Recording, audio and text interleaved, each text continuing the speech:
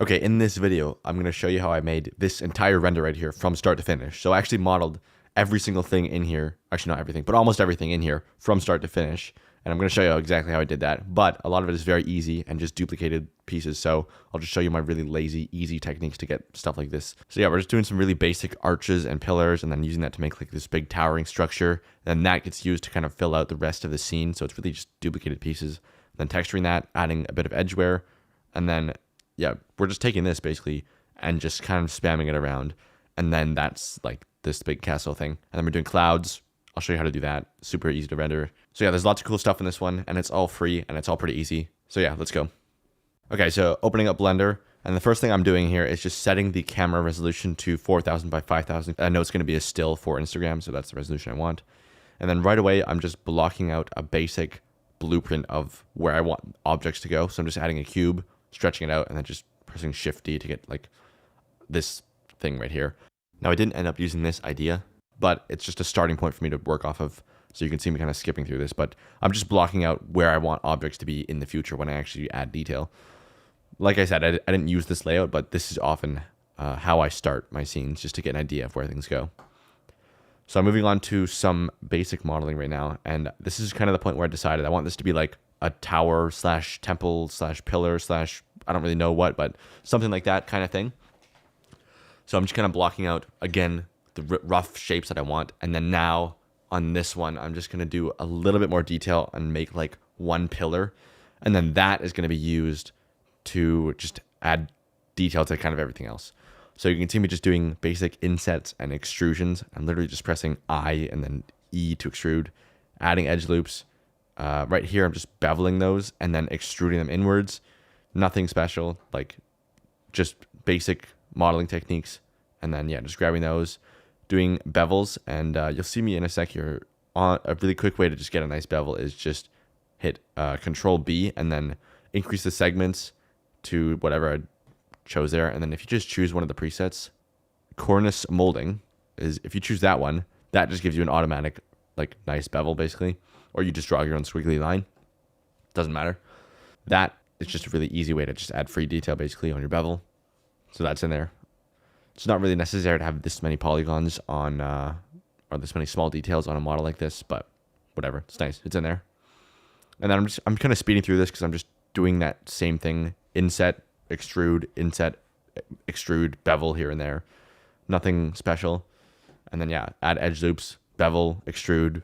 Something I forgot to mention there is when you're doing extrusions, here's how you get it to go all the way around everything all at once, like all sides. So when I do an inset, for example, if I hit I once, you get this, but if you press I again, you'll probably know that you can inset each individual face. And there's kind of a way to do that with extrusions as well. So if I do that, and then say I want to extrude them all outwards at the same time, but I don't want it to do like this weird effect. If you hit Alt E, so Alt E instead of just E, and then choose this one right here, extrude faces along normals, that will actually extrude the faces along their normals, or in other words, extrude the face along the direction that the face is facing. And then there you go. So that's what I'm doing a lot in there. Inset, extrude, like it's just repeating those actions in different ways basically. Now I kind of gave up on topology here because I just couldn't be bothered because I knew it's going to be far away and it doesn't matter. So I'm kind of trying to fix it here, but I just kind of gave up and just didn't even connect these at some point.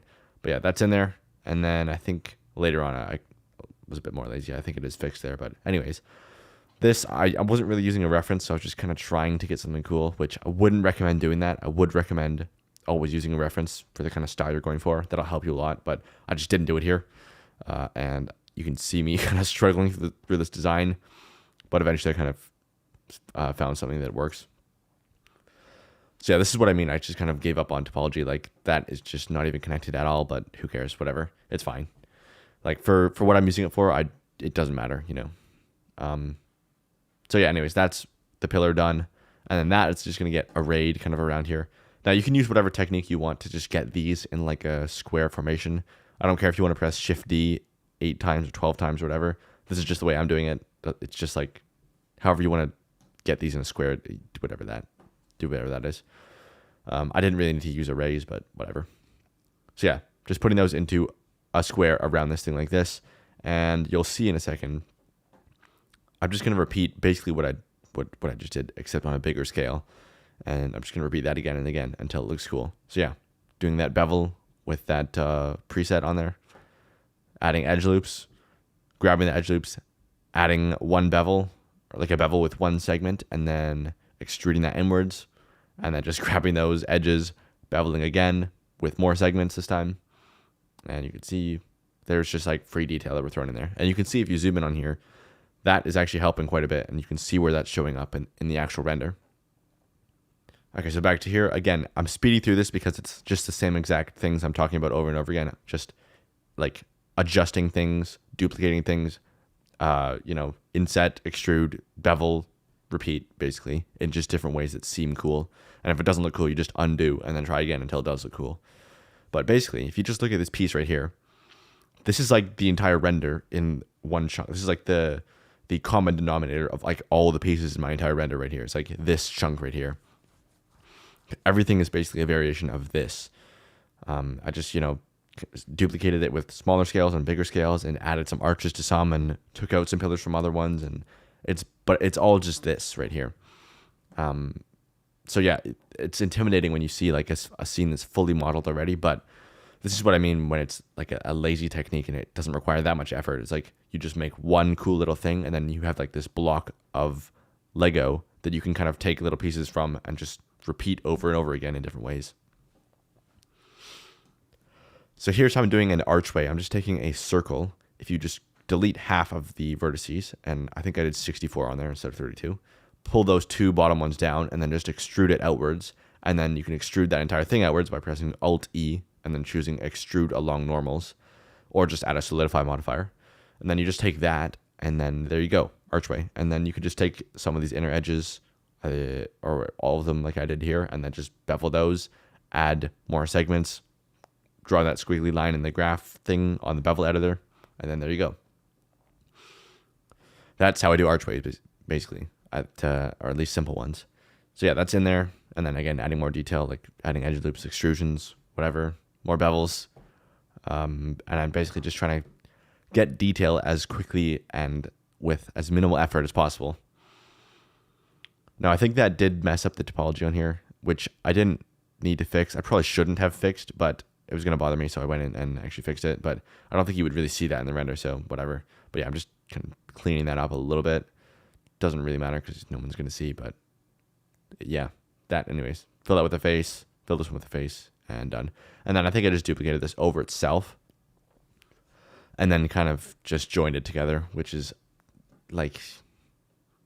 I think my modeling techniques are not the greatest if you are going to like game design or whatever, but for what I'm doing here, this is like very efficient and it works. So anyways, that gets joined together and then there's my nice little archway. And then that gets used in combination with the other models to create like variations in this big tower thing. And you can see very quickly how it's easy to put this together once you have a few different pieces to work with. So yeah, that just gets mirrored along here or just duplicated a bunch of times. And then sometimes I'm using mirror modifiers and sometimes I'm just pressing Alt-D and then like rotating it around the thing with offset from the cursor. But like I said, it doesn't matter. However you want to get like 4 pillars in a square, just do that. It doesn't matter exactly how you do it because it's all going to get joined later anyways.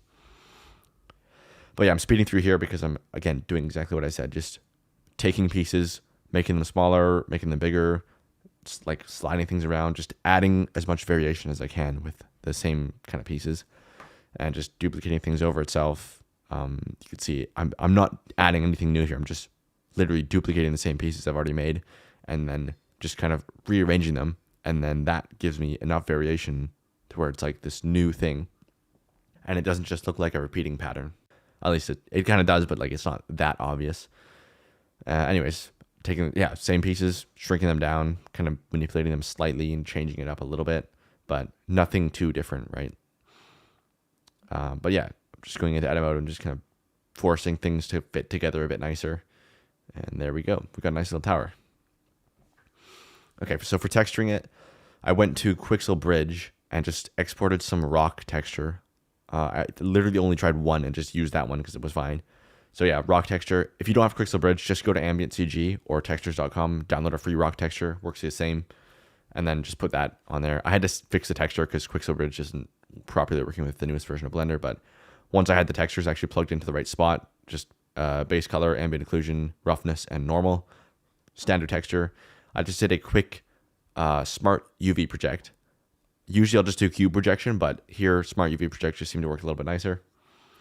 And then you could honestly stop right there because you're pretty much done. But I wanted to just add a little bit more detail, so I went and added some edge wear, which I'll show you in a second. But basically, you just take an ambient occlusion node, which normally is not really meant for this, but I'm kind of forcing it to work. So if you just run this into the base color, but before that, run it through a color ramp, and then just turn on those two checkboxes, inside and only local, and then set the distance to something really low, like 0.03 or whatever. Invert it, and then that is actually highlighting all of the edges now. So it works pretty good for this kind of thing. It's not always going to work 100% of the time, but it looks cool here, I think. Anyways, I'm just mixing noise in there. That's a mix RGB node, just set to mix, actually, not even multiply. And then just noise is just getting basically just crammed in there through that color ramp at the end. Not necessary. It's definitely not necessary to have that noise, but it just kind of makes it feel a bit more natural. You could just run the ambient occlusion straight out and it looks pretty good. Anyways, that right there is the edgeware setup that I use in anytime I do this effect. And then what you do is that output that is black and white right now, that you just multiply into the base color. So you'll see me do that exactly in a second. And feel free to pause here if you want to copy my exact settings. But yeah, that's the setup I'm using. So notice there I set the value on the color ramp. The white value actually shot up to 10 instead of 1. So the maximum is actually not 1. It's whatever you want. So if you set the brightest point to 10 and then set the lowest point to 1 and then change the mix mode to multiply, 1 actually keeps it the same value as it was before. And then anything above 1 will actually make it brighter. So if you multiply in 1, it stays the same color. Multiply in 10, it makes it brighter. So that edgeware is now getting just making the edges brighter, not everything else darker, and leaving the edges the same now. And I think that's it for this. It looks weird having the color ramp with just 2 white handles, but just remember that the left one is set to 1 and then the right one is set to 10, so it is actually working. Here is a texture from ChatGPT that I made. I guess it made it. I just asked it to make it. That is getting mixed into the color as well. Wasn't really necessary, but it's just kind of like this cool pattern. I don't think you could even see it in the render, so it's not really doing that much for the final image, but it's kind of cool to just throw it in there just because why not? Again, just multiplying that in, or soft light or whatever I change that to, but just kind of spices it up a little bit. Okay, so here I'm just kind of trying to figure out what to do. I spent a long time, like 30 or 40 minutes, just struggling through just getting like a failed render basically. I cut most of that out, but I guess I left it in this section right here because here's an example of me taking some of those models I already made and then just making a new thing out of it. And this is where it gets really lazy because I'm just taking that chunk, duplicating it over itself, and then I think you'll see me spam it over itself even more again. For volumetrics, it's my standard setup. Throw a cube over everything, set it to display as bounds. Just object properties, viewport display as bounds. And then just throw a volume scatter into the volume output, set the density to something low, like 0.01-ish to start, and then anisotropy up to like 0.7-ish. Okay, and here you can see me being really lazy like I talked about. So I'm just taking that same chunk that I made earlier, duplicating itself literally like 16 times and just kind of shrinking it around and making it like fit over itself in different ways. And then that becomes this bridge section that I used throughout the whole render. But like I said, it's just that middle chunk that I first made, literally duplicated 16 times and then joined together.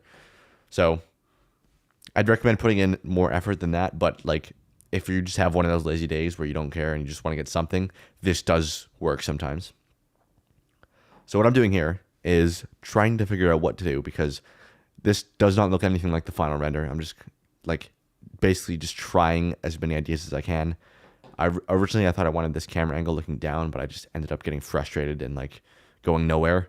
I did not like this at all, so I ended up actually just deleting everything, which you'll see me in a second. But I am trying different camera angles, just trying stuff, basically expecting to fail completely at this point.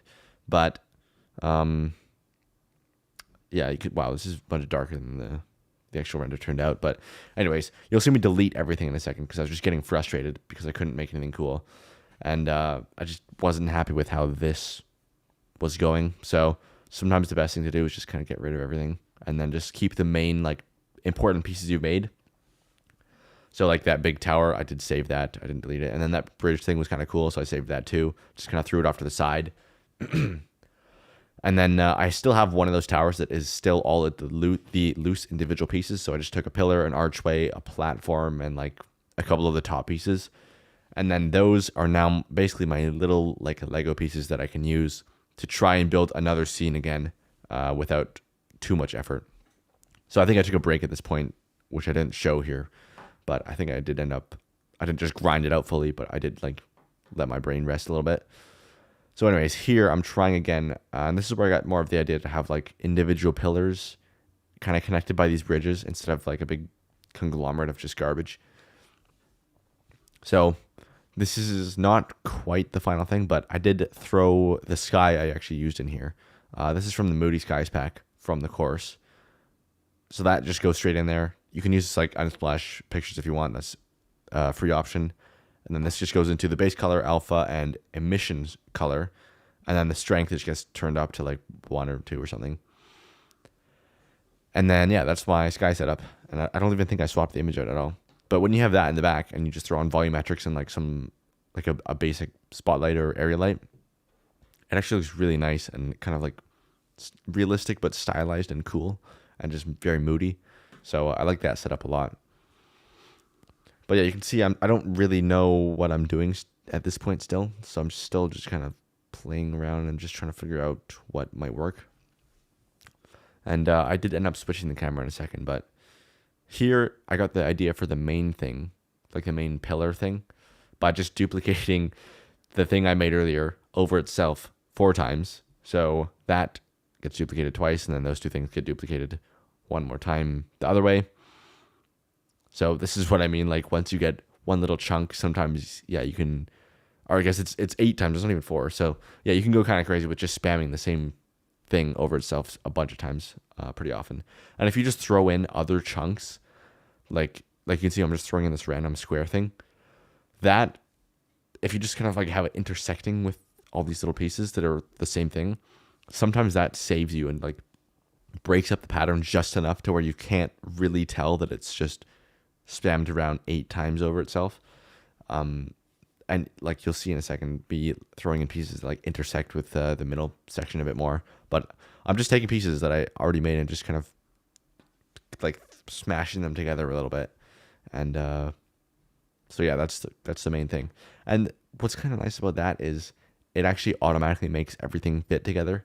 So even though it is kind of like a stupid, really lazy technique, it does look good sometimes because it means that everything is cohesive and like makes sense to go together. So anyways, I'm still trying to figure out exactly where all these things should be, but I know I'm on the right track here because I'm much happier with this than I was with the last one. So just kind of like these bridges are not even like really connecting properly. They're kind of just slammed in there, and hopefully you can't tell that it is like not really connected at all. It's just kind of like, I mean, you can see what's going on, but like in the actual render, you can't really tell like where things connect and where they don't, and like if it's not supposed to be there, it kind of works. So yeah, here I still have this low camera angle, but I did end up switching it in a second to like a further away angle. But I am just messing with the lighting a little bit and just trying to get more of an idea of like the direction I want to go. Oh wow, there I duplicated the same 4 or the 8 chunk piece over itself 1 more time. So now there's 16 of them with 1 more on top. So 17 of them actually stacked on top of each other to make the main tower. Yeah, I was a bit lazy in this one, but just how it is sometimes. And then that bottom piece, I'm just trying to like fix the sky and just make it look not too bad. I honestly don't even know what I'm doing here. Just duplicating the same piece in the background. And, you know, it kind of makes sense for it to be duplicated. Like, if it's this big, like, kingdom thing of a bunch of towers, like, it would make sense that they would all look kind of the same. So that's fine. And you can see me switching back and forth between camera angles here because I wasn't sure at this point exactly what I wanted to do. But I think I did decide around here that I wanted to stick with this kind of angle instead of the other one. But yeah, you can see like just having basic lights, like a couple of spotlights, a sky, and volume, that that carries you pretty far. So if you've made it this far into this video, you probably like these longer format tutorials like I'm doing here. So you might want to check out the environments course I put out earlier this year. It is a paid product. Around 800 people have joined so far, which is just absolutely crazy. So if you think it might be right for you, there's a link in the description. You can go check it out. Okay, so right here, I'm just dropping in these cloud things that I have saved in my asset browser. I'll show you exactly how I set these up in a second, but you can see I only have 3 different versions of these, and I'm really only using 1 or 2 mainly, and just duplicating them a ton of times around the scene, and that is all of the clouds. So there's no VDBs, it's just this like image texture setup thing here. But yeah, I'll show you exactly how I set this up and saved it. Okay, so I started off with a cube here, and it's important to use a cube and not a plane, but if you just stretch it out kind of like this, and then have a little bit of thickness, just so that it is still 3-dimensional, we're going to be using subsurface scattering, so it's important it's actually a 3D object, not a 2D plane. So I'm just grabbing a picture of a cloud from Unsplash here, free. Just go to any stock photo website and grab one of those. And then I'm going to swap out the principled shader in a second for that subsurface scattering, but I'll just set this up and get the UV map kind of sorted out before that.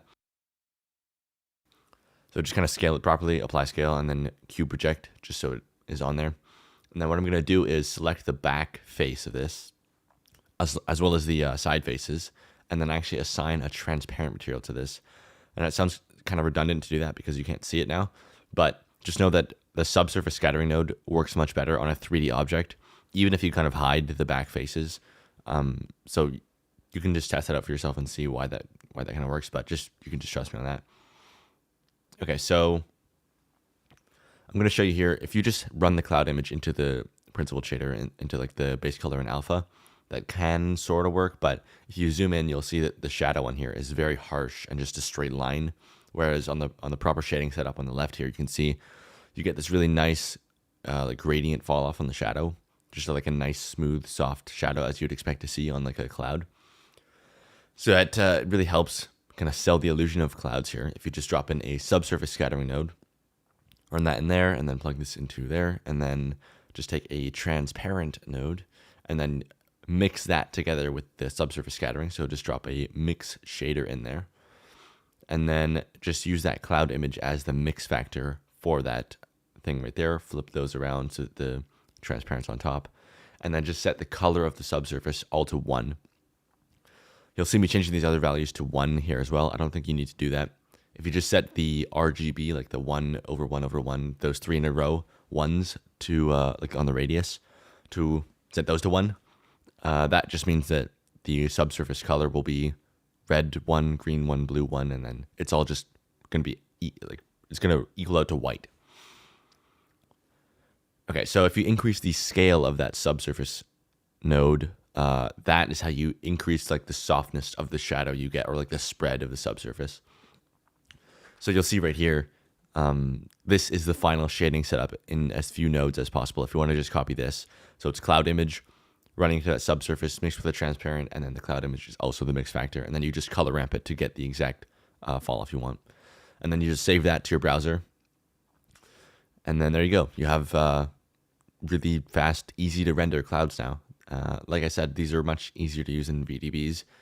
I guess easier in the sense that it doesn't really increase render time that much, whereas VDBs I find just completely slows down your scene like crazy. So this is going to be much, much lighter.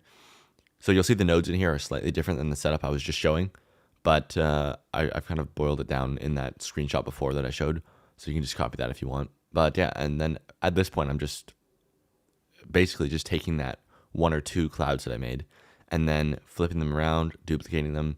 I'm trying to line up the light side of the cloud with like the direction of light that's hitting everything else, so it's kind of matches the scene, you know.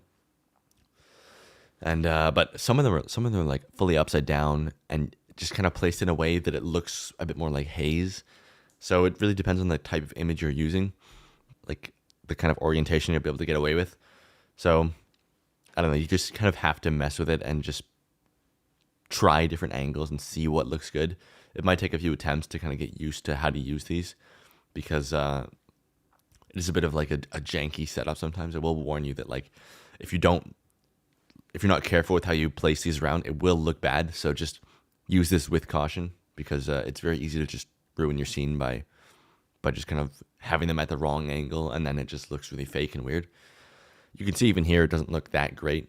Like it took me a while to kind of figure out exactly how to place these to get to look the way I wanted. Okay, so next I'm just going into this model that I just took one of the towers, flipped it upside down, and that's kind of like acting as a placeholder. So I went in and fixed all the arches since they were the wrong orientation, just kind of flipped them upside down. And then once you get to this point, it's kind of just about not doing anything that complex. Like I already have all the pieces I want. I have the lighting I want. I have kind of the general setup I want. So it's really just about duplicating things, moving things around, maybe dropping in some models here and there. Like I'm just putting in trees here. These are from this add-on Botanic. It's a paid add-on, but it's really good. But you could just use free trees if you want. It's like they're far away. It doesn't really matter for this. But you can just see me kind of just messing around here and just having fun. Like when you get to this point, it's already good enough. So anything you can do that doesn't make it worse is just kind of what you want to aim for, obviously. I mean, just add different lights, try different things, try just moving things around, try a slightly different camera angle. You can see me adding like this weird blue light at the bottom and like getting that to hit the clouds. I think I'm using the new, what is it called, light groups. So it's hitting like the clouds only. Not going to do a tutorial on that because people have already covered that. But yeah, I don't know. It's just like when you get to this stage, you just have fun basically. Like what I'm doing, I don't even know what I'm doing here. Just duplicating every single cloud at once for some reason. But like you can't really go wrong at this point. So I think, throughout the process, it's very important at the beginning to be like highly focused and just have one goal in mind, which is like, okay, just get a good render ASAP. Nothing else matters. Just focus on that. And then once you're kind of happy with how it's going and you can't really go too wrong, then it's like, it makes sense to have a lot more fun and just try things and mess around a bit more and not be too serious about it, because that's where you can get some really interesting, unique results without like, risking not actually getting anything done. And that's exactly what I'm doing here. Like it's not super serious right now. I'm just I already know it's going to be good. So there's no pressure anymore, which is really, really nice. So I'm kind of going for like Elden Ring vibes a little bit here by adding like a light at the bottom that's hitting the clouds only. I guess you could make the clouds slightly emissive too to get that misty, magical kind of look. But however you want to do that, doesn't matter. And like I said, past this point, it's already good enough. So whatever you want to do to like put your own spin on things, I'd recommend doing that. Because pretty much anything is going to look good here. So I'm just messing with volume, messing with lighting, just seeing if I can just try anything that's going to give me like a better result. And like there, I just duplicated one of those towers out in the middle, put a tree on it, duplicated it again, put this dude on it, put a tree on that one. And then that, I actually got the idea here, just having like a nice little foreground with the trees. That is really nice. And you can see that it's kind of like this nice composition trick to have a very distinct like foreground, midground, and background. Just that it seems to give you like the most amount of depth that you possibly can have in your scene by doing that. So what I mean exactly is like, it's not like you're going to have like a blend between all of those obviously at some point, but just having like a foreground, a midground, and a background at some point in the scene, it just gives you the most depth you can get in your scene, because it's like you have objects that are both super close to the camera and super far, and everything in between, of course. So a nice thing about putting trees close to the camera like this is it kind of just also gives it a nice natural outline, like a nice natural frame. It's another nice composition trick to just enhance things, is just have like some archway or trees or just some kind of building on the side that is close to the camera, or just some dark object that's kind of helping frame the rest of your scene. That just seems to look really nice. I don't know exactly why it looks nice, but it just does, having like a natural frame around things. You see that a lot in photography, and if you just apply it here, it looks good as well. So here I'm taking a color balance node, and here's how you can actually get kind of a nice looking color grade inside Blender in the compositor. So you can see me, I'm using this glare node that's running into this color balance. And then on the lift section, which is I think basically just the same as like adding shadow tint. So it's kind of like shadows, midtones, highlights. It could be wrong there, but that's kind of what it feels like when I mess with these. I should know exactly what it's doing, but anyways, the left side I'm adding a bit of blue, and then the right side I'm adding a bit of yellow, and then I keep being these values like really, really small. So you can see me setting this saturation to like 0.02 ish, and that is just enough. Like you'd see if I mute and unmute this, that is enough to like have a noticeable difference in what the actual image looks like. So yeah, a bit of blue on the left, bit of yellow on the right is generally what I do. Not always, but if I'm gonna do color grading, like that's, or like split toning, that's generally what I'll start with to try. And then that's it for Blender. So I'm just dropping that into Photoshop now after I take the mist pass, and then yeah, just my usual processing setup. So add a bit of glow by duplicating the background layer, blurring it, and then just switching the blend mode to something else, like overlay or screen. I think I did both here. And then keeping it pretty subtle, like it's not super strong of an effect I like to have there. And then, I'm not really sure what I'm doing there. Grab the mist pass, kind of make a mask based off that. And then I'm just kind of brushing that behind this guy so it's a bit brighter behind that dude. And then yeah, in the camera raw, just add some grain, vignette, just a bit increased exposure, contrast, just kind of messing with these sliders just to see what I can do to enhance it.